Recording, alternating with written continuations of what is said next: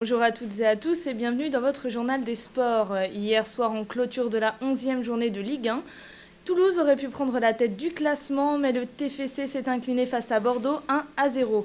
L'unique but de cette rencontre est l'œuvre de Johan Gouffran à la 87e minute.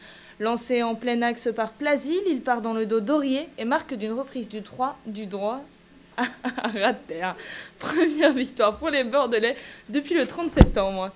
Marseille, contrairement aux Toulousains, a su saisir sa chance. Malgré une prestation médiocre, les Phocéens se sont imposés à Bastia 2-0. C'est André Ayou qui ouvre le score à la 55e minute. Caboret à la lutte avec Mostefa, centre de la tête. Pour le deuxième but, Zamena centre en retrait sur Jordan Ayou qui double la marque. Grâce à cette victoire, les Phocéens sont à égalité de points du PSG, leader du championnat. Écoutons la réaction d'Eli Bopp après la victoire de son équipe. Quand on ne gagne pas, les critiques sont là. Et quand on perd, quand on gagne, faut pas non plus trop d'éloges. Voilà, faut être mesuré dans toutes les situations. Aujourd'hui, on voit bien que notre équipe a besoin de tous les ingrédients pour faire match, c'est-à-dire la fluidité dans le jeu, transmettre vite le ballon, jouer de première intention. Il faut toujours accentuer là-dessus. Les autres résultats de cette 11e journée de Ligue 1, Lyon l'emporte largement face à Ajaccio 5-2, un partout entre Troyes et Montpellier, Lille l'emporte 2-0 contre Évian et le PSG a essuyé sa première défaite de la saison en championnat face à Saint-Étienne 2-1. Le club de la capitale est premier du championnat avec le même nombre de points que Marseille, deuxième à la différence de but. L'OM qui compte un match en moins, Lyon est troisième et Lille remonte à la 8e place. Dans la deuxième partie du tableau, Montpellier baisse à la 14e place à 5 points de la zone de relégation, occupée par Sochaux, Troyes et Nancy. On passe maintenant de l'autre côté de la Manche. Liverpool et Newcastle se sont quittés sur un match nul 1 partout lors de la 10e journée de Premier League. Deux Français sont à l'origine du premier but. Sur une passe d'Atem Ben Arfa, Yohan Cabaye ouvre le score à la 43e minute, son deuxième but en 3 journées.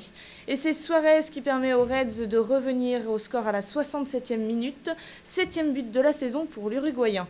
Les Magpies ont fini la rencontre à 10 après l'exclusion de Coloccini pour une semelle sur Suarez à 6 minutes de la fin du match. Au classement, Newcastle est 10e, Liverpool 12e. Ben Arfa, auteur d'un très bon match, n'en oublie pas l'équipe de France. Il évoque son envie de retourner chez les Bleus.